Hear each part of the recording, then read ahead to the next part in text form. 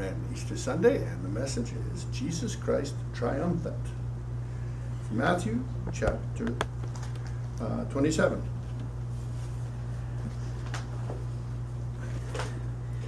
Now, this is kind of a follow-up on last Sunday's message. Palm Sunday, Jesus coming into the city. And we addressed the issue of the people worshiping him. The message, Matthew chapter 27, starting verse 11, going down through verse 26. And Jesus stood before the governor, this is Pontius Pilate, and the governor asked him, saying, Art thou the king of the Jews? And Jesus said unto him, You say so, thou sayest. And when he was accused of the chief priests and elders, he answered nothing.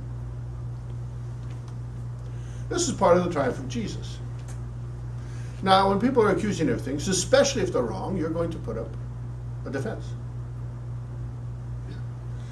Except in this situation, Jesus knew what this was all about. First of all, he didn't have to defend himself to them. He was Jesus Christ. I mean, they weren't at his level. He was the King of Kings, Lord of Lords. He didn't have any reason to defend himself to them. They had nothing to defend. They were there to lie, and they were lying. Why would you want to fight a lie? There's no to. The lie is a lie. Pontius Pilate knew that. Jesus knew that. So why would he waste his time? He knew he was also there for the very purpose that they wanted him there, to kill him. He knew he had to die. So it's like, so you put that together, so what is he going to argue about? This is important for us. Now, we saw Jesus come in and they worshiped him on the way into the city, and now it's the flip side. Maybe even some of the people that came to worship him might have even been there. Because remember, they weren't there, but they were stirred up by the chief priests and the elders to lynch him. And that happens all the time. Most people are followers. There's only a few leaders. So you got to ask yourself, who's leading you? Do they represent the principles, the values that you have? If not, then you don't want to follow them because they'll take you where you don't want to go. Nevertheless, the religious leaders at that time did what religious leaders always do: protect themselves. And Jesus was a threat to their religion.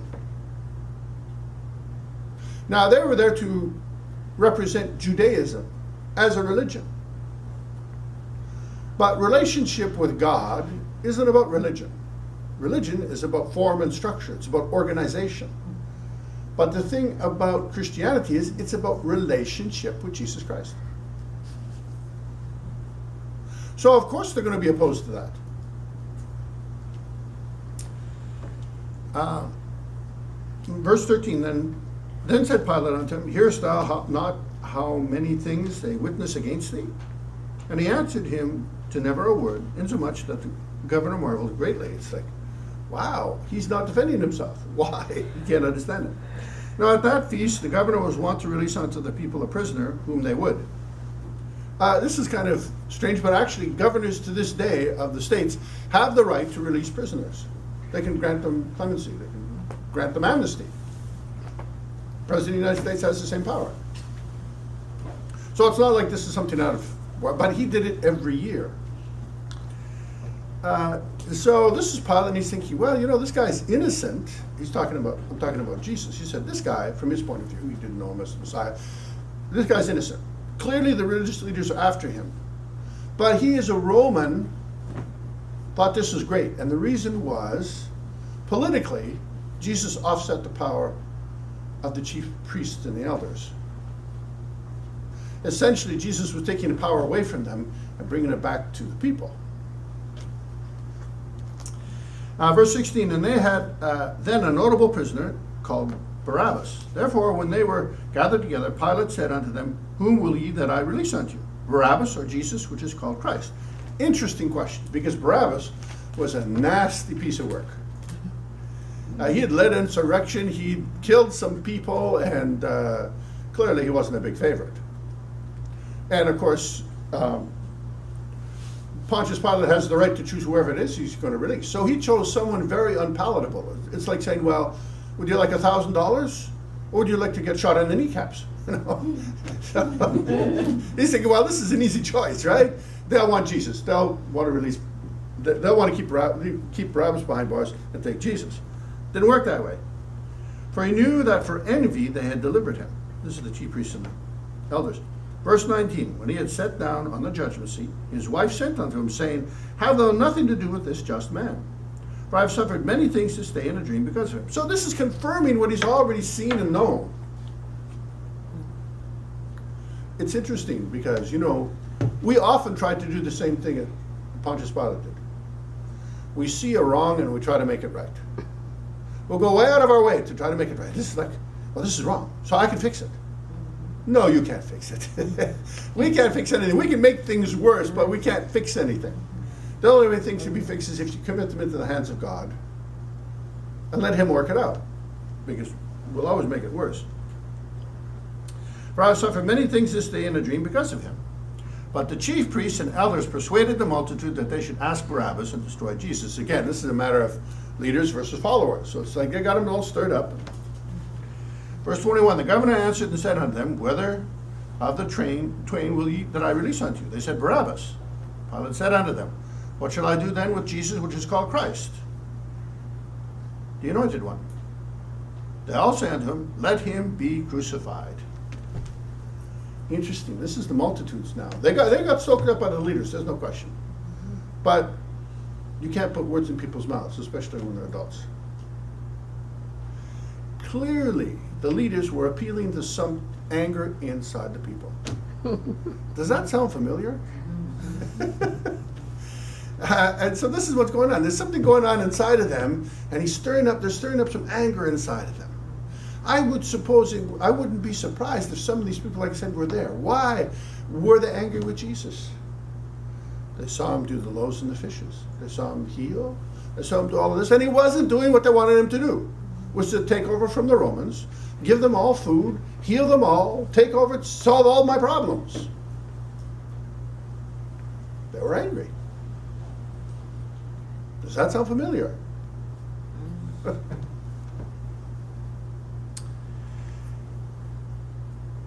Verse 22, Pilate saith unto them, what shall I do then with Jesus which is called Christ? They all said unto him, let him be crucified. And the governor said, why? What evil hath he done? But they cried the more, saying, let him be crucified. When people are angry, there's no rationale. There's no reasoning with them. They want what they want.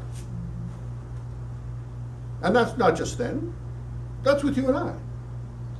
That's why it's so important to keep our emotions in check, in control.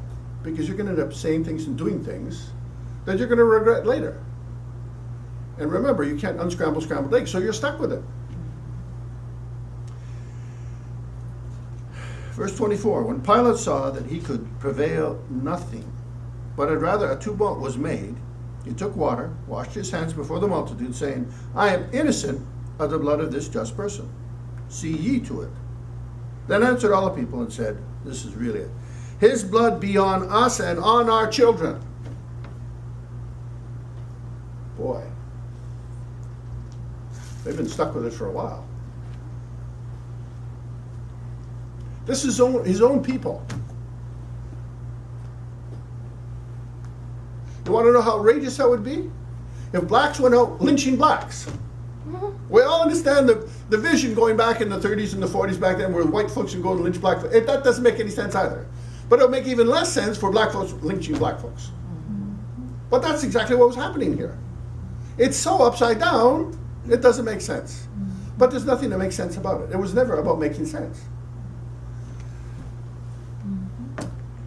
Let his blood be on us and on our children. There, they brought it on themselves. I'm not saying that they're responsible for every nasty thing that happened, but there's a price to be paid for that, and that's generational. It's not right, but you know what? Only God knows how to fix that. Then released he Barabbas unto them, and when he had scourged Jesus, he delivered him to be crucified. Jesus Christ triumphant? Absolutely. How is that? Here he stood before the same people, some of the same people, his own people, that worshipped him on the way into the city, and now they're condemning him. They want him dead. And it didn't move him. His own people. If your own family screamed for your death, could you stand there and say nothing? If your own family was accusing you of all kinds of stuff that was not true, could you stand there and say nothing? If they brought you to the law and they said they did all of this, and it was like, wouldn't you defend yourself? But Jesus knew what he had to do. And it went on. He was scourged. Now they talk about 39 stripes, but that was only a Jewish law. The Romans had no such law. They could beat you till you died. Sometimes they did. And then, of course, he was crucified. He was on that cross for 6 hours, maybe more. They said it was about the third hour of the day, and then the ninth hour of the day is when he died. So that's about 6 hours, depending on the situation. And then it looks like it's all over. His ministry looks finished. His disciples are scattered. He has no children. He has no wife. He has no family to carry on. And this thing called Christianity seems to have come to a stop. Except that 3 days later he rises from the dead. After he goes into hell and makes captivity captive, leads captivity captive. And he comes back to life, and then he ascends after 40 days back to the Father. Making promises we know he can keep because he did everything he said. Can you imagine going through what he did in the garden? That's where it all happened. Where he came to give himself to the purpose of God. That's why he could stand there. He had already strengthened himself. He'd gone through what he needed to go through. He was prepared. He was prepared for the crowd. He was prepared for the religious leaders. He was prepared for Pontius Pilate. He was prepared for the scourging. He was prepared for the crucifixion. He was prepared for all of it. Because he knew what he was accomplishing. I'm amazed at the fact that he died for everybody's sins. And yet, there are people that don't accept him as their Lord and personal Savior. I mean, that's like someone writing you a check for $1 million and saying, this is a joke, throw it away because it can't be real. But it's real. What do you think? It's got to be a joke, so you throw it out. But that's how it is when people don't accept Jesus Christ. He's paid the price. He's Jesus Christ triumphant because he went through all of that and never flinched. Rose again on the third day. Never flinched. Even on the cross, before he died, he was telling John, you got to take care of my mom. Mom, John's going to take care of you. Amazing. He took care of business right till his last breath. It isn't just the fact that he died on the cross for my sin. It shows that although he was God, he was also truly man. And he gave us the example. When you spend your time in the presence of God, like he did in the garden, you can go through anything. You can go through public ridicule. You can go through punishment. You can go through jail. You can go through any kind of thing that would be shameful. And you will prevail as long as you're in the presence of Jesus. Because all things work together for good for those that love God. He prevailed and he showed us the pattern. He is the pattern. He showed us the way. And that's my message for today.